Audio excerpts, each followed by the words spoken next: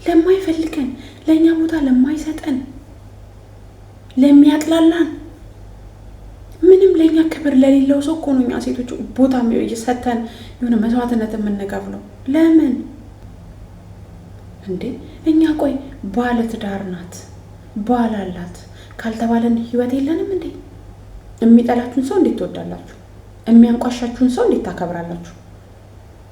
የሚነቃችሁን ሰው እንዴት አርግታችሁ ነው የምታፈቅሩት? እንዴ ይመጣል እና አይመጣውም እኮ በፍጹም ነው የማይመጣው። ፍቅር ማለት ከአንድ ሰው የሚሆን ነገር ነው። ከአንቺ ከመጣ ከአንቺ ምናምን የምትሉ አንዳንድ አፍቃሪ የምትጫወቱ ልጆች አላችሁ። ፍቅር ማለት ሰጥቶ መቀበል ነው። መስጠት ብቻ ነው ምናምን እሱ አይመቸኝ፣ አልስማማበትም እኔ። ፍቅር ማለት ሰጥቶ መቀበል ነው።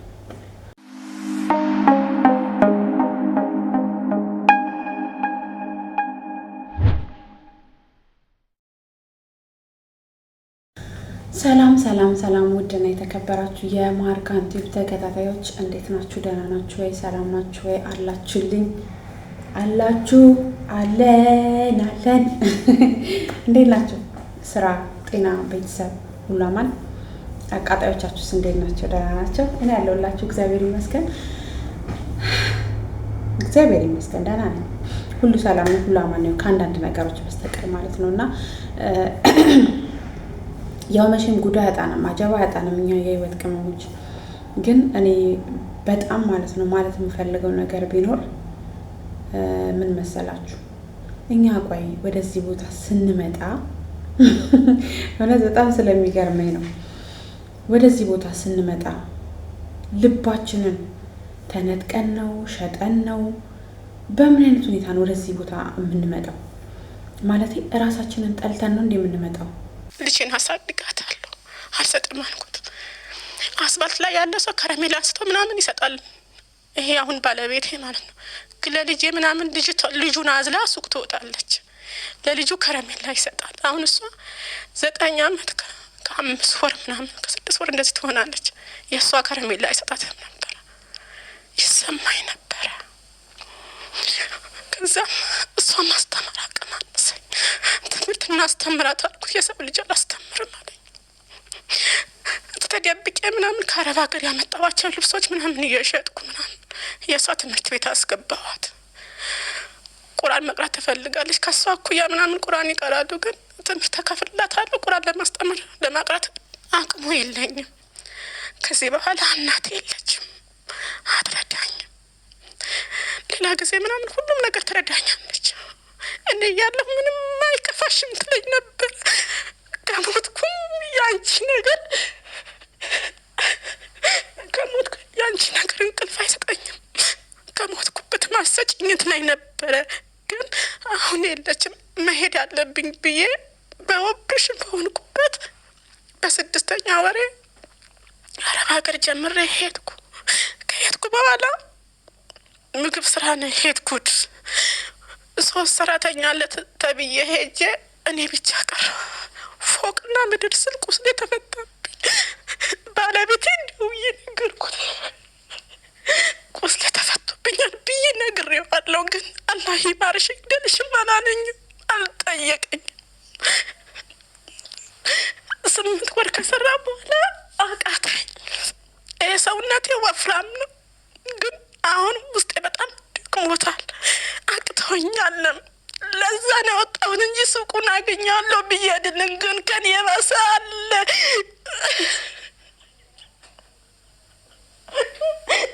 ከኔ የባሰ ግን አሉ። ከዛ ቤት ሲያቅተኝ ወጣሁ። ሲያዎቹን አስፈቅጄ ባለቤት ሳልወጣ በፊት ፏድ እኔ ስራ በዝቶብኛል፣ ቁስሌም እያመመኝ ነው። ከዛ ቤት ወይ ሰጡኝ ወደ ቢሮ እቀየራለሁ። 8 ወር ስላለፈኝ እነሱ ጋር ነው።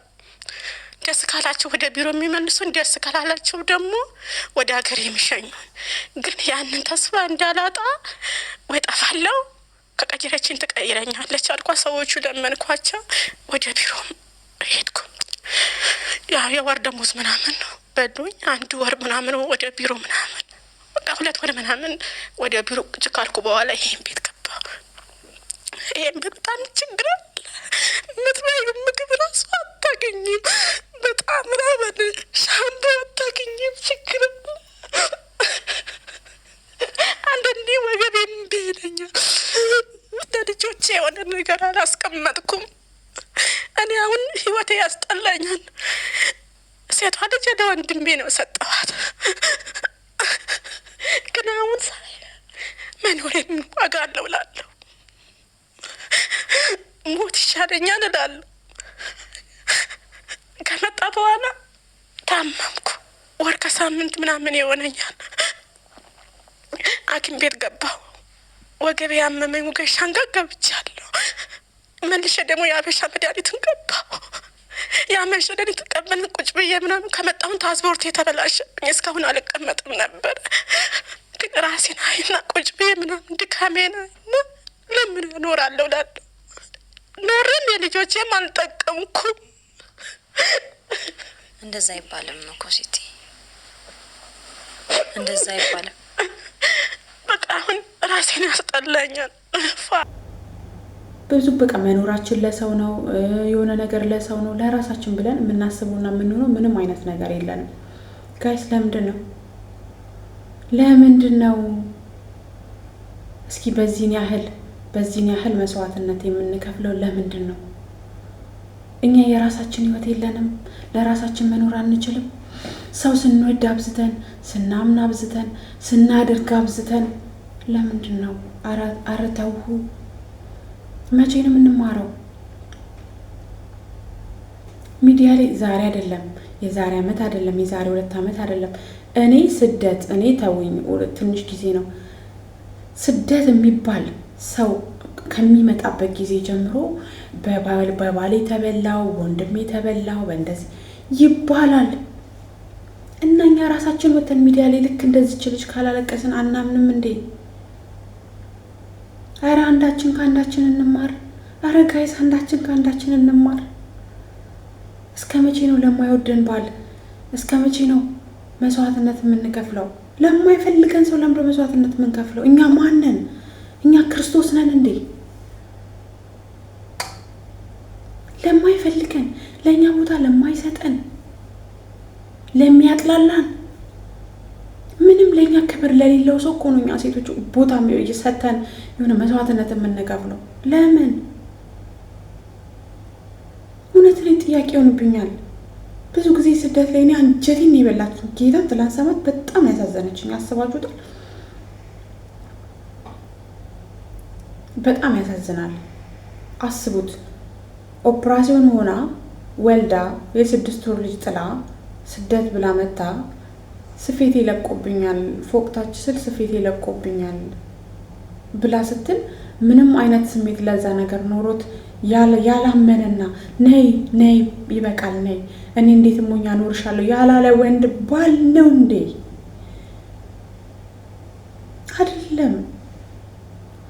አረ አንዳችን ከአንዳችን እንማር። አረ ወገን እንማር እንዴ! እኛ ቆይ ባለ ትዳር ናት፣ ባል አላት ካልተባለን ህይወት የለንም እንዴ? ይኖራል እኮ። ደግሞ እግዚአብሔር የተሻለውን እስከሚያመጣኛ መታገስ የሚያቅተን ለምንድን ነው? አስቡት፣ ስደት ላይ ሆና ነው ኒካ ያሰረችው። ስደት ላይ ሆና ነው ትዳሯን የፈታችው። ስደት ላይ ሆና አሰረች፣ ሄደች፣ ያላትን ተንጫጩበት፣ በምታደርገው አደረገች፣ ቦታ ሲያዘችው፣ እሱን መስመር ካስያዘችው በኋላ ተመልሳ መጣች፣ ተፋቱ። እኔ የሚገርመኝ መፋታታቸው መጋባታቸው አይደለም። ብዙዎቻችሁ ስደት ላይ ሆናችሁ ኒካ ታስራላችሁ ለማታውቁት ወንድ። እንዴ እኛ ከስደት እንደገባን ገና አገር እንደገባን ወንድ ያስፈልጋችኋል ያለን ማን ነው? የትኛው ዶክተር ነው ያዘዘልን? ገና ኢትዮጵያ እንደገባን ወንድ እንደሚያስፈልገን ያዘዘልን ዶክተር አለ እንዴ? የተጻፈልን መልእክት አለ እንዴ? እነዚህ አይነት መልእክት እንዴ? መረጋጋት የሚባል ነገር አለ። መረጋጋት፣ ተረጋግተን የራሳችን ጊዜ ያስፈልገናል የምናርፍበት። እንዴ ለምንድን መስዋዕትነት የምንከፍለው? እኛ ሰው እኮ ነን፣ ይደክመናል እኮ። አስቡት፣ እድሜሽን፣ ጤናሽን፣ ስብዕናሽን ቤተሰቦችሽን ብዙ ነገርሽን መስዋዕትነት ለወንድ ልጅ ስቲ አትክፈይ። ያው ምንም ቦታ ለማይሰጥሽ ወንድ። እኛ እንግዲህ ብዙ ጊዜ ስደት ላይ ሆነን ለባሎቻችን እንደውልና ሄለው እናንተ ስትደውሉ ማያነሱላችሁ ራሱ ሊበዙ ይችላሉ። ምን ሆኖ ነው? እንዴት ሆኖ ነው? ምን ገብቶ ነው? ከዛ ደግመሽ አንቺ እስክትደውይ ነው የሚጠብቀው። በመሀል ኦንላይን ገብቶ እንኳን ደውለሽ ነበረ አልተመቸኝም እንደዚህ ነው እማይልሽ ወንድ ይበዛል። በተመቸው ሰዓትና ገንዘብ ባስፈለገው ሰዓት የኔ ፍቅር ምናምን ይልሻል። እንዴ እኛ ልባችን የለም እንደኛ ጋር ያለ ልብ ነው እንደምንንቀሳቀሰው። ለምን እንደዚህ ልፍስፍስ ሲሆን ነው ስደት ላይ ያለን ሴቶች? ለምን ቆፍጠን ማን ነው እንዴ? ጉድ እኮ ነው። እግዚአብሔር ለታሪክ ነው። እኔ ብዙ ጊዜ ስደት ላይ እንደዚህ ሆንኩ ብለው የሚያለቅሱ ብዙ እህቶች አሉ። ከነሱ ማለት ደግሞ ሲቲኔ በጣም ያሳዘነች 4 ጊዜ ኦፕራሲዮን ተደርጋለች። አስባችሁታል? ከምንም በላይ ደግሞ እናት ትኑራችሁ። እናቷን አታለች። እሷን የሰበራት የእናቷን ማጣት ነው። ለራሳችሁ ሁኑ። እናት ትኑርም አባት ይኑርም ምንም ይኑርም ባል ነው። ባዳ ነው። እመኑ። አሁን አይደለም ባዳ እናት አባት እንኳን የማያዝኑበት ሰዓት ላይ ነው ያለ ነው። ከስንት አንድ ቤተሰብ ነው ልጄ ለራስሽ ሁኚ፣ ራስሽን ጠብቂ፣ እንደዚህ ስትልኩ ላንቺ ነው፣ እኔ ምንም የምፈልገው ነገር የለም፣ እቺን አጥፍቼ ይሄቺ ላንቺ ናት፣ የሆነ ነገር ማስተካከል አለብኝ፣ ስመጪ መስራት አለብሽ የሚል ወላጅ ከስንት አንድ ነው ያለው። ላኪ እንትን ጎደለ ላኪ እንትን ላኪ የሚል ቤተሰብ ነው የሚበዛው። ጋይስ ከምንም ነገር በላይ ልንወድ የሚገባን እኮ ራሳችንን እኮ ነው። ራሳችሁን ውደዱ። በጣም ውደዱ ራሳችሁን። እንዴ ውደዱ ራሳችሁን። አንዴ አገባች አይደል? ወልዳለች፣ ልጇን ለእናቷ ሰጣለች፣ ልጇን እያሳደገች እየተንከባከበች ነው። በዚህ መሀል ታዲያ ችኮላ ሆኖ ስደት ላይ ሆኖ ኒካ ማሰር ምን የሚሉት ነው? ሀገር ገብታ አይታ የመጀመሪያ ትዳር እኮ የምትፈቱት የራሱ የሆነ ጉድለት ሲኖረው ነው አይደል እንዴ?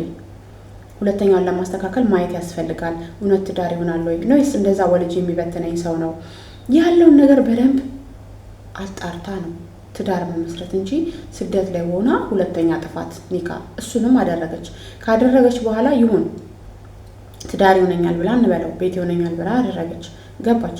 ያላትን ነገር ሁሉ ሱቅ ከፈተችለት፣ ምን አለች? ያላትን ነገር ሁሉ ለሱ እሱ ማን ነው ሲጀምር? ማስተዳደር ካልቻለ ለምን ያገባታል? እኔ ይሄንን ቪዲዮ የምነግራችሁ አሁን ማለት ነው ብዙ ጊዜ ስደት ላይ ያላችሁ ሴቶች አስረግጬ እነግራችኋለሁ። ኢትዮጵያ ገብታችሁ በራሳችሁ ብር ነው የምታገቡት፣ በራሳችሁ ብር ደግሳችሁ ማለት ነው። ይሄንን እኔ 100% ነው የምነግራችሁ ማለት ነው። ለምንድን ነው እናንተ የምትፈልጉት? ከስደት መጣች አግብታ ወለደች፣ በቃ እችን ስም ነው የምትፈልጉት። ገባች፣ ወለደች፣ አገባች፣ ወለደች።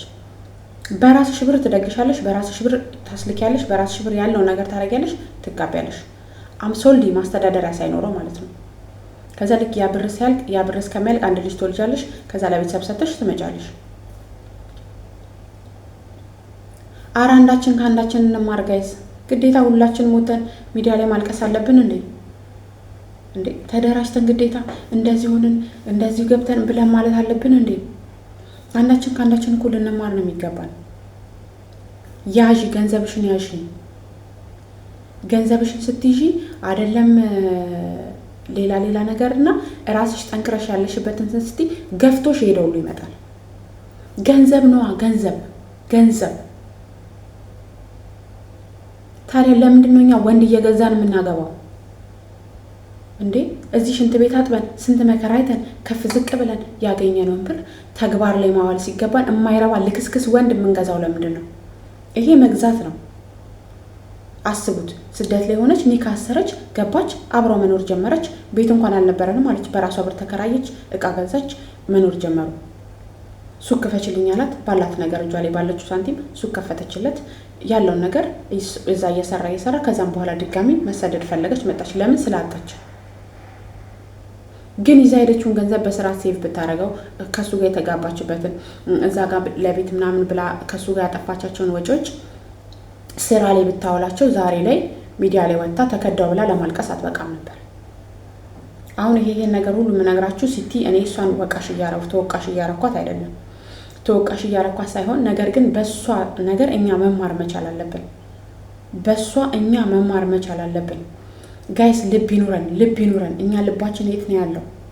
ልባችን ያለ ወንድ እኛ አንኖርም እንደ ያለ ወንድ። ከዚህ እንደገባችሁ የምታገቡ ወንዶች ሴቶች ተረጋጉ። እውነት ተረጋጉ። ትዳር በችኮላ አይሆንም። ለምነን ያመጣነው በገንዘብ ያመጣነው ወንድ ጊዜያዊ ነው። እግዚአብሔር የራሱን ሰው እስከሚሰጠን ድረስ እንታገስ። የዛኔ እግዚአብሔር የራሱን ሰው ይሰጠናል። እኛ ምንም አይነት የገንዘብ ወጪ ምንም ሳናደርግ ማለት ነው። ስለዚህ እንታገስ። አሁን ለመልካም ነው እህቴ። በዚህ አጋጣሚ ቪዲዮ ካየሽው ሁሉም ነገር ለመልካም ነው። ዛሬ ደክሞሻል፣ ጤናሽን አጥተሻል፣ ጉልበትሽን አጥተሻል፣ ብዙ ነገርሽን መስዋዕትነት ከፍለሻል። እድሜሽን፣ ጤናሽን፣ ማንነትሽን ጭምር ዛሬ እግዚአብሔር ፓስፖርትሽም የተበላሸው ሴትዮሽም ቆርጠሽ ነው ያለችሽ ገንዘብ ማጣትሽ ለበጎ ነው። እንደ እግዚአብሔር ፍቃድ እኛ ሰብሰብ ብንል የህይወት ቅመሞች የሆነ ነገር ለሲቲ ማድረግ አያቅተንም። በሀገሯ ሰርታ ልጆቿን እያሳደገች አይምሯ ከምንም ነገር በላይ አይምሮ ጋይስ ተመልሳ ስደት ብትመጣም ሴትዮዋ ምን ያህል ብታቅ ነው ያለባትን እሷ ቤት የመኖሯን ፍላጎት የመስራት ፍላጎቷን ምን ያህል ብታቅ ነው። የሥራ ፍላጎቱ ካለሽ በራስሽ ቆርጥሽ ነው ያለቻት። ተረዳችሁ? ብትመጣም ሰላም ሰጥታ የምታኖራት ሴት አይደለችም። ለምን ተቸግራ እንደምትመጣ ታውቃለች። እነሱ ደግሞ ተቸግራችሁ ስትመጡ በጣም ብልጥጥ ነው የሚሉት። አይመቻቸውም። እንደፈለጋቸው ለመጫወት ነው የሚመቻቸው። ገብቷቸዋል። ስለዚህ ለመልካም ነው ብዬ አስባለሁ። ዛሬ ላይ ወደ ሚዲያ መውጣትሽ ለመልካም ነው። ግን እኔ እንደ ሰው ኢትዮጵያ ላይ መቼውን ትክክለኛ ፍርድ የሚኖረው መቼ ነው? ከሰው ፍርድ የእግዚአብሔር ፍርድ ይበልጣል። ሁሉም ቀን ይጠብቃል እንጂ የዘራውን ያጭዳል። ሁላችንም የዘራነውን እናጭዳለን። ጊዜ ነው፣ ለሁሉም ነገር ጊዜ ነው። ሁሉም በጊዜው የዘራውን ዘር ያጭዳል። በተቻለን አቅም መልካም ነገር ዘርተን ለማለፍ እንሞክር። እኛ የህይወት ቅመሞች ደግሞ ልብ እንግዛ፣ እውነት ልብ እንግዛ። እኔ አንጀቴን የበላች ልብ እንግዛ። የማይወደንን ወንድ እኮ በድባቡ እናውቀዋለን። አውቀን ድፍን ስንል ነው እንጂ የማይወደኝን ባል በደንብ ነው የማውቀው፣ በደንብ። ግን ትልቁ ስህተት ተፋታች ላለመባል ለሰው ወሬ፣ ተራ ወሬ። አበሻ አንድ ሳምንት ነው ቡጭቅ የሚያደርጋችሁ። ለሰው ተራ ወሬ እየታሻችሁ አትኑሩ። እውነት አትኑሩ። ካልተመቸኝ ሰላም ካልሰጠኝ እየጎረበጠኝ ኑሮ ምን ያደርጋል? ስንት ዓመት ልኖር ነው በጉርብጥና የምኖረው? 20 ዓመት 30 ዓመት 40 ዓመት 50 ዓመት 100 ዓመት እንኳን አንደፍንም እኮ እዚች ምድር ላይ። ታዲያ 100 ዓመት ለማልሞላው ህይወት የማይፈልገኝ ሰው እያንቋሸሸኝ የሚኖረው እስከ መቼ ነው? አያችሁ፣ የማይፈልገንን ወንድ ይዘን ስንኖር፣ የማይፈልገንን ወንድ በግድ አስቀምጠን ስንኖር፣ እየተለማመጥን የሆነ ነገር እያደረግን ስንኖር መጨረሻ ልክ እንደዚህ ገፍቶን ይሄዳል። ነገሮች ሲደላደሉለት በላያችን ላይ ገፍቶን ይሄዳል። ያን ሰዓት ደም እንባ እናለቅሳለን። ያን ሰዓት እንሰበራለን።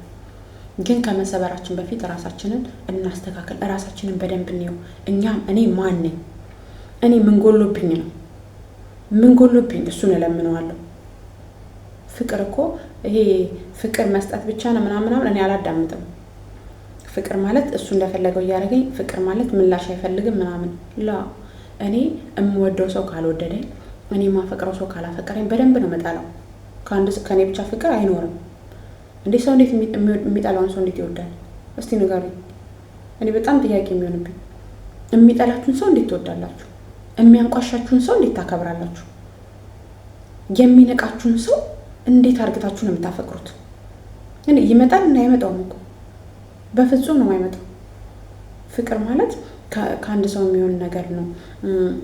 አንቺ ከአንቺ ከመጣ ከአንቺ ምናምን የምትሉ አንዳንድ አፍቃሪ የምትጫወቱ ልጆች አላችሁ። ፍቅር ማለት ሰጥቶ መቀበል ነው። መስጠት ብቻ ነው ምናምን እሱ አይመቸኝ፣ አልስማማበትም። እኔ ፍቅር ማለት ሰጥቶ መቀበል ነው። እኔ ጥሩ ነገር ሰጥቼው መጥፎ ነገር ለሚሰጠኝ ሰው ደግሜ ጥሩ ምላሽ አይኖረኝም። ጥሩ ነገር ስሰጠው ጥሩ ነገር ፈልጋለሁ። ክብር ስሰጠው ክብር ይገባኛል። እኔ ስወደው መወደድ ይገባኛል። ሳፈቅረው መፈቀር ይገባኛል። እሱ ለእኔ ምንም አይነት ቦታ ሳይኖረው እኔ የምወደው፣ እኔ የማፈቅረው፣ እኔ የምንሰፈሰፍለት እሱ ኢየሱስ ክርስቶስ ነው እንዴ? አምላኬ ነው እንዴ? እሱ ለእኛ ሲል ብዙ መስዋዕትነት የከፈለልንን ራሱን የሰዋልንን ፈጣሪያችንን እንኳን እኮ የሰው ያህል አንወድም እኮ። የሚንቀንን ሰው ያህል አንወድም እንዴ? ምንድን ነን እኛ? አረ ጋይስ ቆም ብላችሁ አስቡ። እውነት ቆም ብላችሁ አስቡ። ሲቲ ትልቅ መማሪያ ልትሆን ነው የሚገባል። የኔ ናት በጣም የምታሳዝን ሴት፣ ማርያምን በጣም ያሳዘነችኝ። የስደት መጨረሻው ይሄ ነው። የስደት መጨረሻው አቅማችን እናጣለን፣ ጤናችን እናጣለን፣ ጉልበታችን እናጣለን፣ ሰው እናጣለን። በህይወታችን አስፈላጊ የምንላቸውን ሰዎች በህይወት እናጣለን። ብዙ ነገር መስዋዕትነት ነው የምንከፍለው ስደት ላይ ጋይስ። ስደት ላይ አሁን ያለን ልጆች እንብሰል፣ ለራሳችን እንሁን፣ ራሳችንን እንውደድ። ከራስ በላይ ነፋስ የሚለውን ነገር በወሬ ሳይሆን በተግባር እንኑረው። እኛ ገና ሀገር እንደገባን ወንድ አይደለም የሚያስፈልገን። ይሄ ስደት ላይ ሆናችሁ ኒካ የምታስሩ ሴቶች፣ እኛ የሚያስፈልገን ሰላም ነው፣ የሚያስፈልገን መረጋጋት ነው፣ የሚያስፈልገን መስራት ነው። መስራትና መስራት። ከዚህ ውጪ ለፈጣሪያችን ጸሎታችንን ካላቆምን በየትኛውም አጋጣሚ መልካም ህይወት ይኖረናል። እየቸኮልን ነው አደጋ ላይ የምንወድቀው። እውነት እየቸኮልን ነው ልጆቻችንን ያለ አባት የምንበት ነው። እየቸኮልን በቃ ከስደት ስንገባ የሆነ ብትን የሚያደርገን የሆነ ሎጥ የሚያደርገን እዚህም እዛ የሚያሯሩጠን ነገር አለ። እንረጋጋ። እኛ የሚያስፈልገን ሰላም ነው፣ መረጋጋት ነው።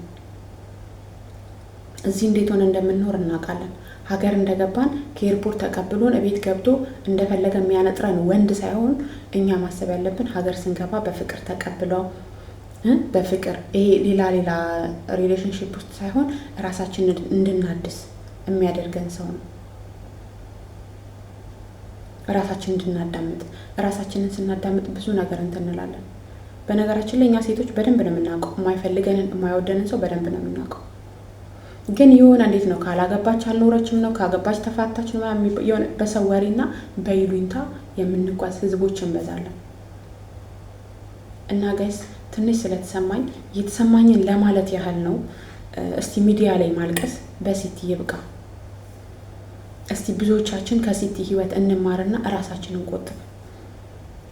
እስቲ ለአሁንም እኮ አላችሁ፣ አሁንም አላችሁ ጋይስ ስደት ላይ ሆናችሁ ገንዘብ ላኪልኝ ሲላችሁ የምትልኩ ይሄንን ገዝ ተጠብቀኝ፣ ይሄን ሰር ተጠብቀኝ፣ እንዲያርግልኝ እንዲሆንልኝ የምትሉ ሴቶች በጣም እንዲህ ናችሁ።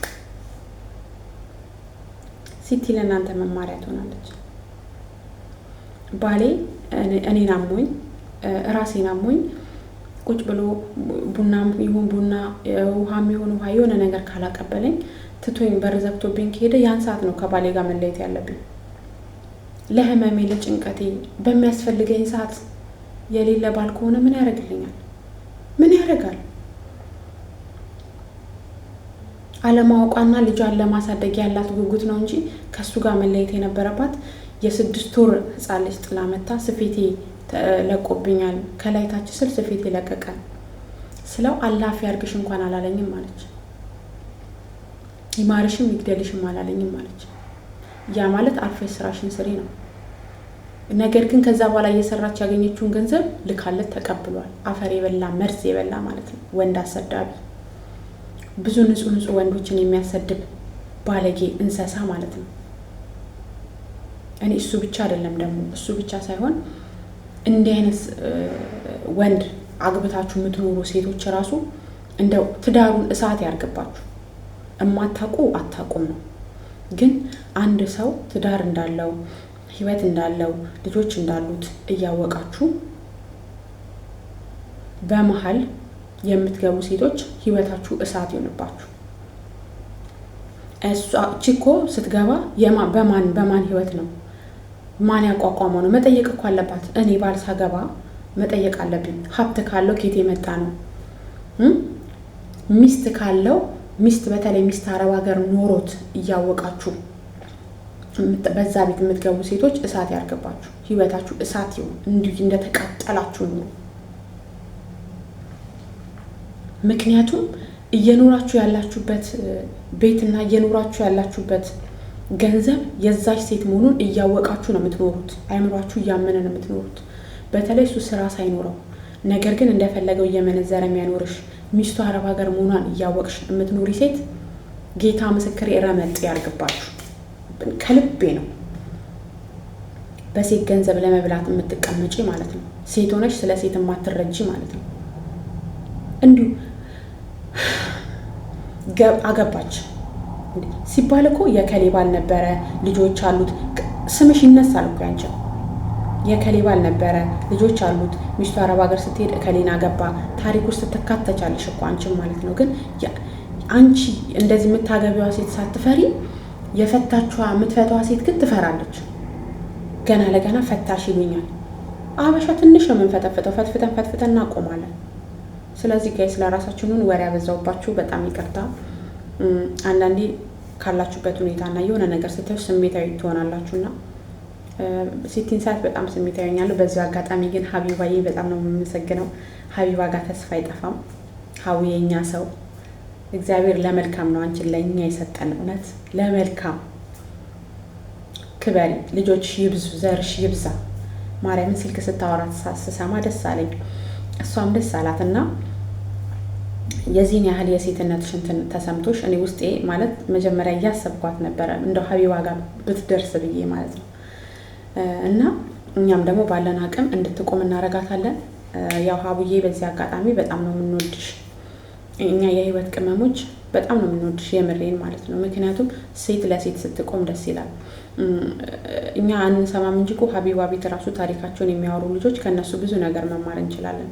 ግን ችግራችን እኛ ራሳችን ወደ ሚዲያ ላይ ካላለቀስን አንማርም። ለዛ ነው እና እንግዲህ ያው ሀቢባ ጋር የሆነ መፍትሄ እንደማይጠፋ እርግጠኛ ነኝ። እኛም ደግሞ እጃችንን አሻራችንን እንጥላለን። ለሲቲ ከዚህ በኋላ ስደት ይበቃታል፣ ተመልሳ መምጣት አለባት ብዬ አላምንም። እንደኔ ሁላችንም ያቅማችንን ካደረግንላት በሀገሯ ልጆቿን ተንከባክባ እያሳደገች እየሰራች ትኖራለች የሚል እምነት አለኝ። እንግዲህ ስላዳመጣችሁኝ አመሰግናለሁ ጋይስ። የምሬን ነው የምላችሁ ጋይስ። ራሳችንን ውደድ። እዛ ኤርፖርት ጥላችሁም ልባችሁን የመጣችሁ ካላችሁ ደውላችሁ አስመጡ። ይምጣላችሁ ልባችሁ። ልብ ይኑራችሁ። የምር እንዳትሰጡ ለወንድ ብል መርዝ ይብላ። ለማንኛውም ቤቴን ላይክ፣ ሼር፣ ሰብስክራይብ እያደረጋችሁ